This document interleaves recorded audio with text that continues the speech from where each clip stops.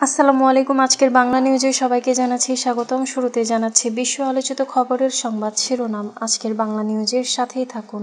অবশেষে কি গাজায় 2 বছর ধরে চলা ইসরায়েলি যুদ্ধের অবসান হতে যাচ্ছে, নাকি সামনে আরো জটিলতা অপেক্ষা করছে? গাজা উপত্যকায় যুদ্ধ পরবর্তী ভবিষ্যৎ নিয়ে সিদ্ধান্ত নেয়ার জন্য মিশর ফিলিস্তিনি দলগুলোর জন্য একটি সম্মেলনের আয়োজন করবে জানিয়েছে হামাস। ইসরায়েলে এখন শুধু তার প্রচলিত শত্রু ও সমালোচকদের জন্যই নয়, বরং ট্রাম্প ও যুক্তরাষ্ট্রের মতো মহান বন্ধুদের জন্য বোঝায় পরিণতি কি হয়েছে বলেছেন ইসরায়েলি বিশ্লেষক। যুক্তরাষ্ট্রের অধিকাংশ ডেমোক্র্যাট ভোটার ইসরায়েলের বিরুদ্ধে শাস্তিমূলক ব্যবস্থাকে স্পষ্টভাবে সমর্থন করেছেন। এক সমীক্ষার ফলাফলে এই মনোভাব উঠে এসেছে। ইসরায়েলের বর্বরতার প্রকাশ করলেন ফ্লোটিলা থেকে আটক থাকা ইটালির সাংবাদিক লরেঞ্জো অগস্টিনা। বাংলাদেশের জনগণ কখনো নিপীড়ন ও অবিচারের কাছে মাথা নত করেনি এবং করবে না, তারেক রহমান। এতক্ষণ শুনছিলেন বিশ্ব আলোচিত খবরের সংবাদ শিরোনাম। এবার বিস্তারিত।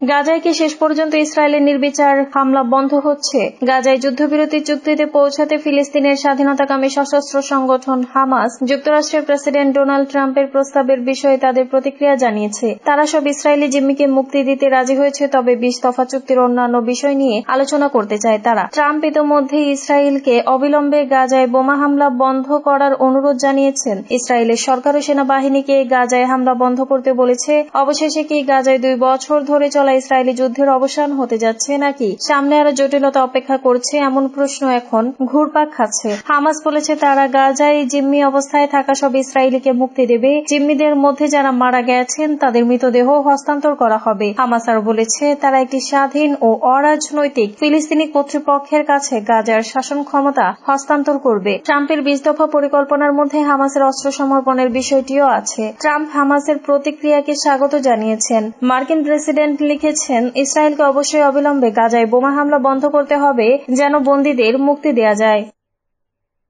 গাজার ভবিষ্যৎ নিয়ে ফিলিস্তিনি সম্মেলন আয়োজন করবে মিশর হামাস। মার্কিন যুদ্ধবিরতি পরিকল্পনার অধীনে জিম্মিদের মুক্তি দিতে সম্মত হওয়ার পর গাজা উপত্যকার যুদ্ধ পরবর্তী ভবিষ্যৎ নিয়ে সিদ্ধান্ত নেওয়ার জন্য মিশর ফিলিস্তিনি দলগুলোর জন্য একটি সম্মেলনের আয়োজন করবে। শনিবার হামাসের একজন জ্যেষ্ঠ কর্মকর্তা এ তথ্য জানিয়েছেন। ফরাসি বার্তা সংস্থা এফপিকে হামাসের ওই কর্মকর্তা বলেছেন, মিশর ফিলিস্তিনি ঐক্য এবং গাজার ভবিষ্যৎ নিয়ে আন্তঃফিলিস্তিনি সংলাপের আয়োজন করবে। এর মধ্যে গাজার প্রশাসনও অন্তর্ভুক্ত থাকবে। এর আগে শুক্রবার হামাস জানিয়েছে তারা মার্কিন প্রেসিডেন্ট ডোনাল্ড ট্রাম্পের যুদ্ধবিরতির পরিকল্পনার অধীনে গাজায় আটক জিম্মিদের মুক্তি দেবে, তবে যুদ্ধ শেষ হওয়ার পর তাদের নিরস্ত্রীকরণ ও ফিলিস্তিনি ভূখণ্ড থেকে তাদের নির্বাসনের বিষয়টি নিয়ে কোনো আলোচনাই করেনি। এদিকে মার্কিন প্রেসিডেন্ট ডোনাল্ড ট্রাম্প গাজায় বোমা বর্ষণ বন্ধের আহ্বান জানানোর পরও শনিবার ভোরে হামলা চালিয়েছে দখলদার ইসরায়েল। এতে অন্তত 7 জন নিহত হয়েছে, সূত্র টাইমস অফ ইসরায়েল।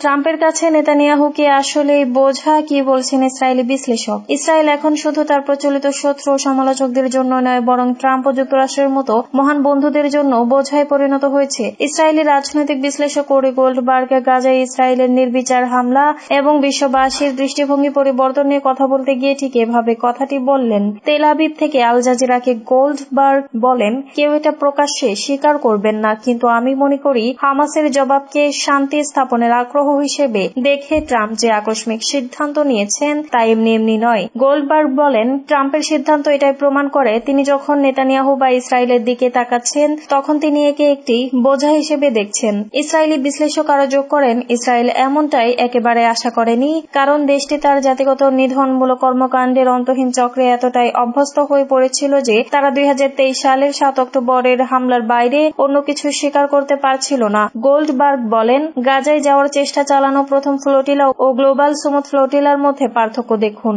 আর এই দ্বিতীয় ফ্লোটিলার বিরুদ্ধে ইসরায়েলের পদক্ষেপের পর বিশ্বজুড়ে কি প্রতিক্রিয়া হয়েছে তা খেয়াল করুন। কিছুই আগের মতো নেই। আমি মনে করি গত 2 বছরের মধ্যে ইসরায়েল আজ সকালে সবচেয়ে বেশি একাকী হয়ে পড়েছে। তবে গোল্ডবার্গ যুক্তি দিয়ে বলেন, ট্রাম্পের পরিকল্পনার মেনে চলার ক্ষেত্রে বেনিয়ামিন নেতানিয়াহুর নিজস্ব সুবিধা রয়েছে। এই বিশ্লেষক বলেন, ইসরায়েলের যদি মধ্যবর্তী জাতীয় নির্বাচন দেওয়া হয় তবে নেতানিয়াহুর জন্য এটাই সবচেয়ে সুবিধাজনক পরিস্থিতি হবে, কারণ তিনি এমন একজন প্রধানমন্ত্রী হিসেবে নিজেকে তুলে ধরার সুযোগ পাবেন যিনি একটি অনিবার্য কঠিন যুদ্ধ লড়েছেন। একই সঙ্গে তিনি একটি অনিবার্য কঠিন চুক্তিও স্বাক্ষর করতে পেরেছেন।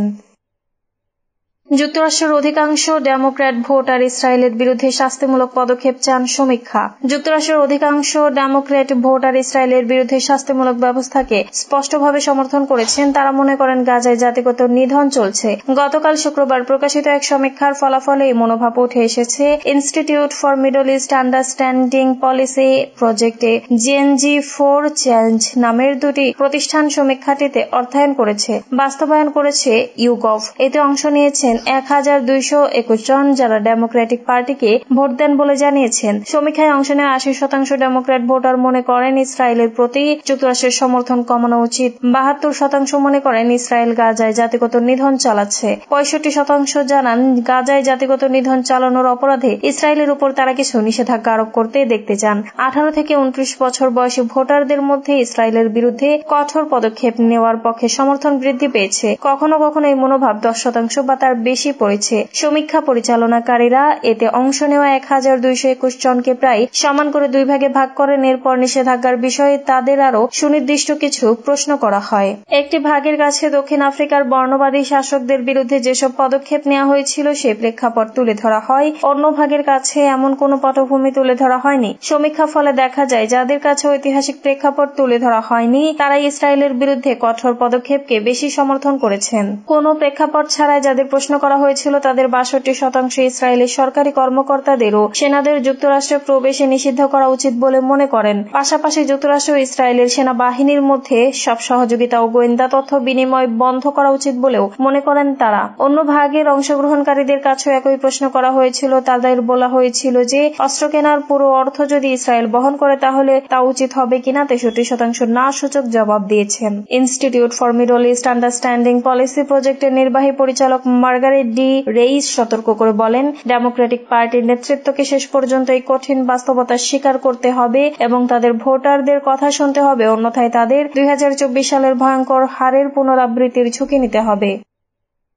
ইসরায়েলের বর্বরতা প্রকাশ করলেন ফ্লোটিলা থেকে আটক থাকা সাংবাদিক। ফিলিস্তিনের গাজা উপত্যকায় ইসরায়েলের আরোপিত অবৈধ নৌ অবরোধ ভাঙতে 45টি জাহাজে করে গাজার দিকে যাচ্ছিলেন প্রায় 500 অধিকার কর্মী, যার মধ্যে ছিলেন চিকিৎসক, সাংবাদিক, পরিবেশবাদী ও বিভিন্ন পেশার মানুষ। গাজার উপকূলে পৌঁছানোর আগে গত সপ্তাহে ইসরায়েলের নৌবাহিনী আন্তর্জাতিক জলসীমা থেকে তাদের ধরে নিয়ে যায় এবং তাদের উপর বর্বরতা চালানো হয়, যাদের মধ্যে ছিলেন ইতালির সাংবাদিক লরেঞ্জো অগাস্টিনো। তিনি বার্তা সংস্থা আনাদুলুকে বলেন, ইসরায়েলি আমাদের সঙ্গে টেরোরিস্টের মতো আচরণ করেছে। 2 দিন কোনো পানীয় জল দেয়া হয়নি, চোখ বাঁধা, হাতে হ্যান্ডকাফ, পর্যাপ্ত কাপড় ছাড়া প্রচন্ড ঠান্ডার ভ্যানে রাখা হয়েছিল। আমার মনে হচ্ছিল যেন কোনো বর্বর জায়গায় আছে। বর্তমানে আটক থাকাদের মাঝ থেকে 137 জন অধিকার কর্মীকে শনিবার তুরস্কে পাঠানো হয়েছে। লরেঞ্জো অগস্টিনো জানিয়েছেন, তাদের আসদ বন্দরে পৌঁছানোর সময় উগ্রপন্থী মন্ত্রী ইতামার বেন গিভি বন্দরের বাইরে উপস্থিত ছিলেন এবং তিনি নিশ্চিত করেছিলেন তাদের সঙ্গে সন্ত্রাসীর মতো আচরণ করা হচ্ছে।